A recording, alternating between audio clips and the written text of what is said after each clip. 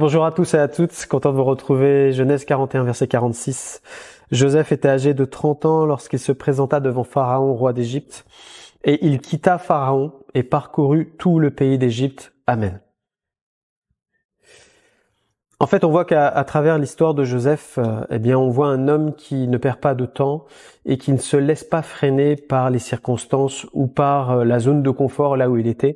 C'est quand même quelqu'un qui passe de la prison à la cour du roi, qui a tous les avantages du royaume, qui est propulsé en avant, qui devient premier ministre, qui établit et rétablit, qui est marié dans la foulée, qui a sûrement une maison, une propriété qui va avec, qui a des gens sous ses ordres. Et puis il aurait très bien pu dire c'est bon, j'ai atteint le niveau que je voulais, maintenant je vais en rester là. Non, on voit que quand il a reçu tout cela, il prend à cœur la mission que Pharaon lui donne et la Bible nous dit qu'il va quitter Pharaon sur le champ et parcourir tout le pays d'Égypte. Il n'envoie pas les autres faire, c'est lui qui y va en fait. Et Joseph, c'est l'image de Jésus-Christ lui-même qui à l'âge de 30 ans, a commencé son ministère. La Bible nous le dit, Luc 3, 23. Jésus avait environ 30 ans lorsqu'il commença son ministère.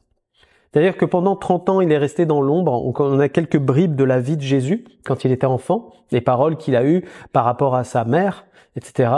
Et arrive 30 ans, tout d'un coup, il sort de l'ombre et puis il commence son ministère. Il va commencer à prêcher la bonne nouvelle, le royaume des cieux et guérir les malades. On voit que Jésus-Christ lui-même n'est pas resté dans la présence de son Père. La Bible nous dit dans Philippiens chapitre 2 versets 4 à 8 que chacun de vous, au lieu de considérer ses propres intérêts, considère aussi ceux des autres. Ayez en vous les sentiments qui étaient en Jésus-Christ, lequel, existant en forme de Dieu, n'a point regardé comme une proie à arracher d'être égal avec Dieu. Mais s'est dépouillé lui-même, en prenant une forme de serviteur, en devenant semblable aux hommes. Ayant paru comme un simple homme, il s'est humilié lui-même, se rendant obéissant jusqu'à la mort, même jusqu'à la mort de la croix. Amen. On voit que Jésus-Christ n'a pas hésité.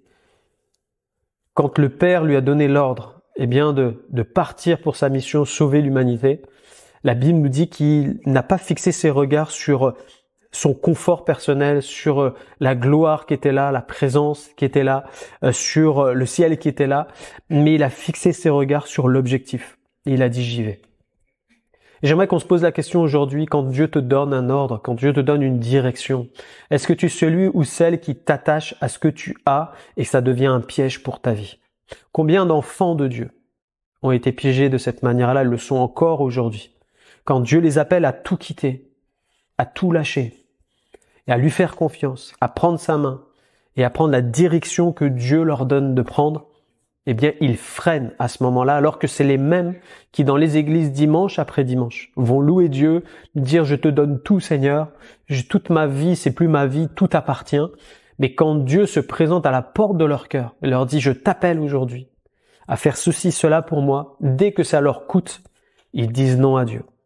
Et j'espère que tu n'es pas comme cela aujourd'hui et que Dieu peut compter sur toi. Pharaon a pu compter sur Joseph pour accomplir la mission. Joseph n'a pas perdu de temps, il y est allé. Il a commencé à parcourir tout le pays d'Égypte, ça lui a demandé des efforts, ça lui a demandé de travailler, ça lui a demandé d'œuvrer, ça lui a demandé de ne pas se relâcher. Et Dieu nous demande cela au quotidien, d'être sérieux dans les affaires de notre Père. Comme Jésus-Christ lui-même a été jusqu'au bout, comme nous venons de lire, jusqu'à la mort de la croix. Aujourd'hui, qu'est-ce qui te freine, mon frère, ma sœur, au point qu'aujourd'hui tu es freiné, que tu te sois arrêté et que je dise non, mon confort me va. Celui qui reste dans son confort, c'est quelqu'un qui n'avancera pas et c'est quelqu'un qui ne vivra pas ce que Dieu avait prévu pour sa vie. C'est triste d'en arriver à ce point-là avec le Seigneur. Et Dieu aujourd'hui veut ranimer ton cœur et te dire mais moi je t'appelle. Et l'appel que Dieu a sur ta vie, il n'est pas fini. Peut-être que même l'adversaire est bien en train de t'accabler et de te dire c'est trop tard, c'est fini, t'as lâché sa main. Mais Dieu veut te dire aujourd'hui non, tu peux devenir et redevenir quelqu'un de très utile pour son royaume. J'aimerais te donner comme exemple la vie de Marc, qu'on appelle Jean-Marc dans les Écritures. La Bible nous relate cela dans les Actes des Apôtres. Il y a eu un différend entre Paul et Barnabas, et Paul, va se disputer avec Barnabas à ce moment-là à cause de cet homme-là, à cause de Jean-Marc. Pourquoi? Parce que Marc, quand il est parti la première fois en mission avec Paul, la Bible nous dit qu'il a fait demi-tour. On ne sait pas trop pourquoi, mais en tous les cas, il a fait demi-tour, il est reparti en arrière. Et Paul va dire non, moi je veux plus travailler avec lui parce qu'il a été infidèle. Et les deux vont se prendre la tête parce que Barnabas va dire si, moi je veux le prendre avec moi. Et en fait, ils vont se séparer. Et pendant quelques temps, pendant plusieurs années, ils vont plus se côtoyer. Mais à la fin des Écritures, on voit dans les épîtres pastorales que Paul va dire ramène Marc avec toi parce qu'il m'est très utile. On voit qu'il y a eu quelque chose qui s'est passé à la fois dans le cœur de Paul, mais dans le cœur de Marc particulièrement, où il a dû reconsidérer ses voies et puis retourner sur le terrain et répondre à l'appel de Dieu sur sa vie. Et j'aimerais te dire que Dieu t'appelle encore aujourd'hui, mon frère, ma sœur, à faire ce que Dieu t'a déjà montré qu'il fallait faire, dans lequel tu tardes en ce moment, et que Dieu te dit sors de ta zone de confort, fais-moi confiance, donne-moi ta main et on avance ensemble sur l'eau. Sors de ta barque, mon frère, ma sœur, aujourd'hui. Ne reste pas dans ta zone où tu es en train de végéter. Dieu ne veut pas cela pour toi, il veut que tu produises du fruit. Ta vie est faite pour ça.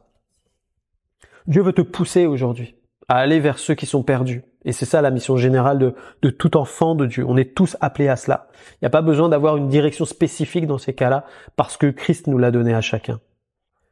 Et j'aimerais juste terminer par cette prière et par ce psaume. Psaume 126, versets 5 à 6. Ceux qui sèment avec larmes moissonneront avec chant d'allégresse. Celui qui marche en pleurant, quand il porte la semence, revient avec allégresse, quand il porte ses gerbes. Amen. Celui qui sème avec larmes récolte avec chant d'allégresse. Alors peut-être en ce moment c'est dur pour toi, et peut-être tu es fatigué, découragé, que tu as envie d'arrêter, de tout relâcher, de dire stop, j'arrête. Tu te dis non, continue à avancer, parce que ton œuvre n'est pas perdue, et ce que tu as semé, tu vas le retrouver. Un jour ou l'autre, ça va arriver. Alors que tu sois béni dans ton service, que tu sois béni dans ton ministère, que tu sois béni dans ton œuvre, et à toi peut-être qui a tout lâché, que tu sois renouvelé aujourd'hui dans tes forces et dans ta vision des choses, et que tu puisses faire comme Joseph à dire non, maintenant il est temps que je me lève et je vais aller faire ce que Dieu me demande de faire. Que Dieu te bénisse. On va prier. Seigneur, merci pour ta parole, merci parce que Seigneur notre Dieu, tu nous appelles aujourd'hui à entrer pleinement dans tes voies. Et je prie pour tous ceux et celles, Seigneur mon Dieu, qui peut-être sont à l'arrêt aujourd'hui pour une raison ou pour une autre. Seigneur, je te loue parce que tu n'es pas celui qui juge, mais celui qui appelle, Seigneur. Je te prie, mon Dieu, pour que ceux et celles qui sont à l'arrêt puissent se relever aujourd'hui, prendre ta main et entrer pleinement dans ta volonté. Merci, Seigneur, de souffler sur leur cœur par ton esprit. Merci de ranimer la flamme, Seigneur. Gloire à toi, Jésus. Merci de bénir ceux et celles qui servent en ce moment, de les encourager, de les renouveler, et que ton esprit continue à les conduire. Merci, notre Dieu. Amen. Que Dieu vous bénisse. On se retrouve demain.